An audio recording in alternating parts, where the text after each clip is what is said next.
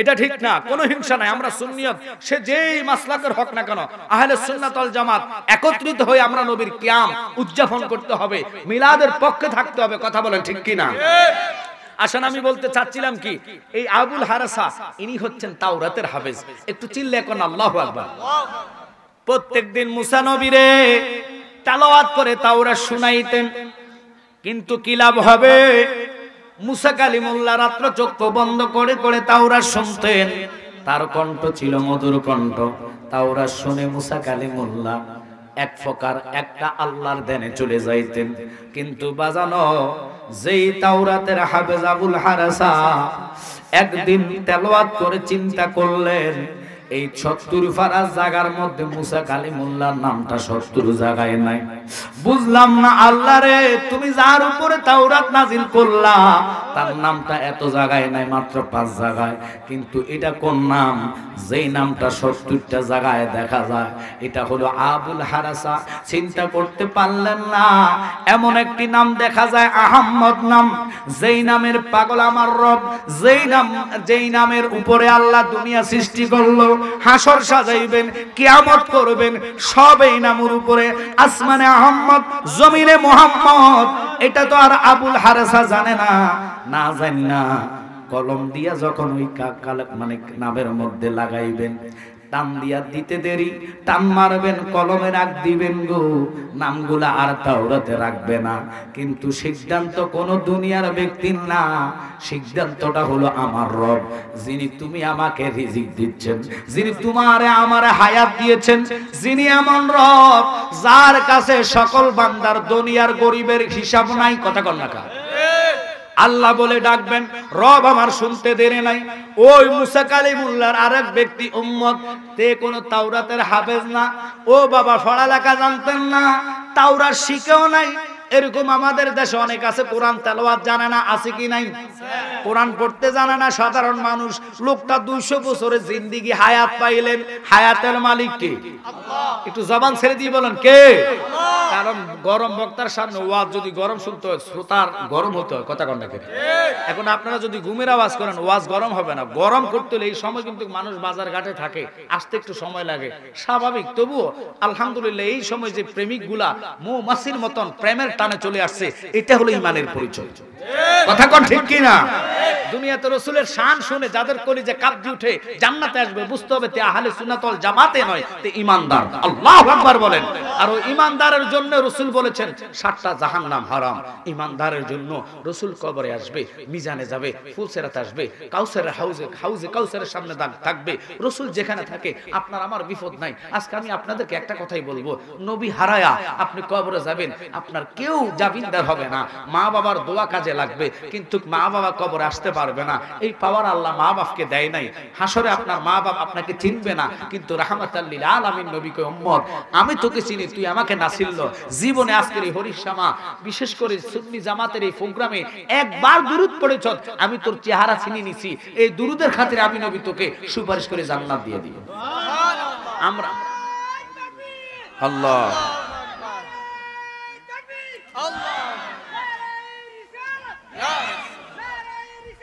ইয়া রাসূলুল্লাহ চল বাবা।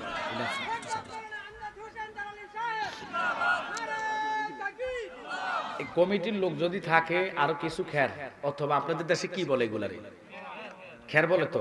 এক এক দেশে এক একটা ভাষা হইতে পারে, অন্যটাও বলতে পারে। তা আমাদের কুমিল্লার ভাষা বলে খের, আপনাদের দেশে কি কয়? বন। এই কইলাম না, এটা আবার ফাও রুটি বন মনে করো না। আমাদের সোজাই যদি বন আনা বন আনা, হেতে ঠিকই রুটি যাইয়া লইল। মাইন্ড করছেন নি কোনো? আবার সিলেটে কয় ফুরি, মেয়েরে কয় কি আবুদ্দা ফুরি। কথা কন না কেন? আবুদ্দাটা লাগাইলে বুঝে যে এটা ছোট ফুরি। আমাদের সোজা দিগন ফুরি, তাহলে হে ডাইল ফুরি খানাটা লইল। তো এই জন্য কয় এক এক দেশের এক এক ভাষা। আমি এই জন্য বলছি আমাদের দেশে কয় খের, আমাদের দেশে কয় বন। এন্ড বন যদি আবার ফাও রুটি মনে করে লইয়েন, আমাদের দেশে কইলে এটা হইয়া যাবো, বেজাল লাগে যাবে। একটু বুঝে কইতে। আপনারা কি মাইন্ড করছেন? কারণ মুরব্বী জ্ঞানী গণী সুন্নি ভাইয়েরা, আমরা গরিব হব, আমরা শিল্পপতি না। কারণ রাসূল তো গরিবী হাওলাতের জিন্দেগিকে পছন্দ করেছে। কথা কোন ঠিক কিনা? এই জন্য মাহফিল কনফারেন্সে শিল্পপতিরা আল্লাহ আনে না। কারণ কি? ওগো টাকাটা হালাল হয় না, বহু শিল্পপতির টাকা হারাম। কিন্তু গরিবের পায়ে মাথার গাম ফায়ে ফেলায় রুজি কইরা সে আল্লাহ রাসূলের প্রেমে জান্নাতে এসে বসে গেছে, আর কাজের চিন্তা নাই যে আজকে মাহফিলে যাব, কত আনন্দে বসে। কথা কন ঠিক কি না? এই গরিবদের জন্য তো আমার নবী বলেছে, তোর জন্য আমি ঘোষণা দিলাম ধনীদের 500 বছর আগে তুমি যাবা জান্নাতে। আমরা ওই নবীকে চাই কি চাই না? তাহলে একটু দরুদ পড়ুন, আল্লাহুম্মা সাল্লি আলা সাইয়্যিদিনা মুহাম্মদ নাবিয়ানা শাফিয়ানা মাওলানা মুহাম্মদ। আল্লাহুম্মা সাল্লি আলা সাইয়্যিদিনা মুহাম্মদ নাবিয়ানা শাফিয়ানা মাওলানা।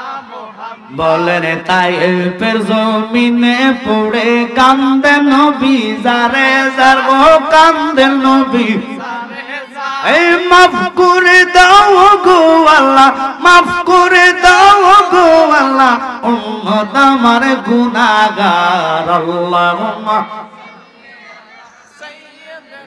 মানুষগুলোকে জায়গা করে দেন, আপনার সামনে চলে আসেন, লোকজন জায়গা হবে না, একটু সামনে চলে আসেন। সাইয়্যিদিনা মুহাম্মদ নাবিয়ানা শাফিয়ানা মাওলানা মুহাম্মদ। ফাঁকা জায়গা ফিল আপ করে বসলে সৌন্দর্য হবে, বারবার উঠানো বসানো এটা ঠিক না, আগানো এটা বলা ঠিক না। আপনি একটু সামনে আগায় যান আর দরুদ পড়ুন, আল্লাহুম্মা সাল্লি সাইয়্যিদিনা মুহাম্মদ নাবিয়ানা শাফিয়ানা মাওলানা মুহাম্মদ। বলেন হাদিসি পড়লি কোরআনে পড়লি তবু নবী চিনলি না রে, তবু নবী এই নবীজিকে না চিনিলে, নবীজিকে না চিনিলে জাহান্নামে ঠিকানা। আল্লাহুম্মা সাল্লি আলা সাইয়্যিদিনা মুহাম্মদ নাবিয়ানা শাফিয়ানা মাওলানা মুহাম্মদ। আব্বার আমার খুব গভীর মনোযোগ অন্তর দিয়ে কান লাগায়া শুনবেন বাবা।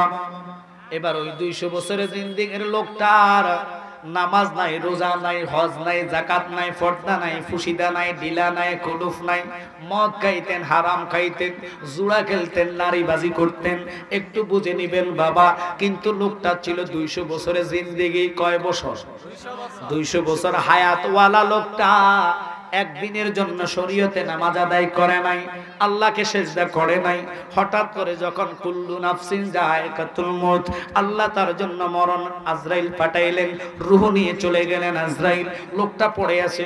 মুসা কালিমুল্লাহকে ওনার উম্মতেরা খবর দিলেন। আয়েশা মুসা কালিমুল্লাহ কয় তার যেহেতু জিন্দেগিতে নামাজ নাই, রোজা নাই, হজ নাই, যাকাত নাই, নাই নারীবাজি, তার ভিতরে ছিল মদ খাওয়া, গাঁজা খাওয়া, খারাপ নেশা করতেন, আল্লাহর দিনেতে ছিলেন না। আমি মুসা পয়গম্বর হইয়া বললাম তার পোশাকগুলো খুলে ফেলো। সব পোশাক খুললেন, খোলার পরে সবাইকে অর্ডার করলেন। মুসা তাড়াতাড়ি বললেন এই লোকটাকে নিয়ে ডাস্টবিনে ফালাইয়া দাও। বাজান গো, ডাস্টবিনে ফালাইতে দেরি গো, আল্লাহর কুদরতি কলিজায় দাও দাও করে আগুন জ্বলতে দেরি না। আমার আল্লাহ কয় মুসা রে কি কাজ করলি? এই যে আমার বান্দারে তুমি ডাস্টবিনে পালাইয়া দিলা, কারণ কি? আল্লাহ কো মুসা গো কেন তুমি ফালাইলা ডাস্টবিনে? তুমি পারবা না একটা বান্দা বানাইতা? মুসা নবী কই এটা তো আমার ডিউটি না রে মাওলা, তুমি না বান্দা বানাও, মরণ দাও, হায়াত দাও, রিজিক দাও, এটা তোমার দায়িত্ব। তুমি রব আমার সৃষ্টি করনেওয়ালা। আল্লাহ ফালাই সিতার জিন্দেগিতে নামাজ ছিল না, এত লম্বা হায়াত পাইলো 200 বছরের জিন্দেগিতে, একদিনও দেখলাম না তুমি রবকে ডাকতে। তে নাফাক লোক, এই জন্য নাফাক জায়গায় তারে ফালাইয়া দিলাম। আল্লাহ কয় মুসা রে এত বড় ফাওয়াত আমি তোরে দেই নাই। আমার বান্দা গুনাহগার, আমি জানি তার ন্যাক কতটুক, বদ কতটুক, কিন্তু আমি তো তার পছন্দ করে ফেলেছি, আমি তার প্রেমে পড়ে গেছি। আমি আল্লাহ তারা জান্নাতি ঘোষণা দিলাম। আর একটু সুবহানাল্লাহ জোরে কর না। আচ্ছা এখন হয়তো অনেকে কইবেন হুজুর আমারও তো নামাজ নাই, একক তো নামাজ আমিও পড়ি না, আমার কি আল্লাহ জান্নাত দিবনি? না, কি জান্নাত দেওয়ার মালিক আল্লাহ, আপনি জান্নাতি না দুজকি এটা তো আমি জানি না। কিন্তু মুসা কালিমুল্লাহর উম্মতকে মুসা নিজে সিদ্ধান্ত করে যখন জাহান্নামের ভয়ের কথা শুনে তাকে ফালাইয়া দিছে ডাস্টবিনে, সাথে সাথে আল্লাহ এলহান করলেন মুসা তুমি এই কাজ কেন করলা? আমার বান্দা যত বড় অপরাধী হোক গুনাহ মাফের মালিক কে? প্লিজ একটু আওয়াজ করে বলবেন গুনাহ মাফ দেয় কে? আল্লাহর কাছেই পাওয়ার আসেনি। আপনাদের এই বিশ্বাস হয়নি? তুই রব আমার আল্লাহ কয় মুসা আমি তারা জান্নাতি বললাম। মুসা ডাক দিয়া কয় আল্লাহ এটা তো আমার বিশ্বাস হয় না, কেমনে তুমি তারা জান্নাত দিলা? ও মুসা তুমি জানো না আমার এই বান্দার জিন্দেগি আমি দেখলাম তার একদিনও নামাজ নাই, কথাটা সত্য। তার একদিনের রোজা নাই, জিনাবাজি করছেন, মানুষ ঠকাইছেন, মদ খাইছেন, সুদ খাইছেন, বিভিন্ন খারাপ কাজে লিপ্ত ছিলেন।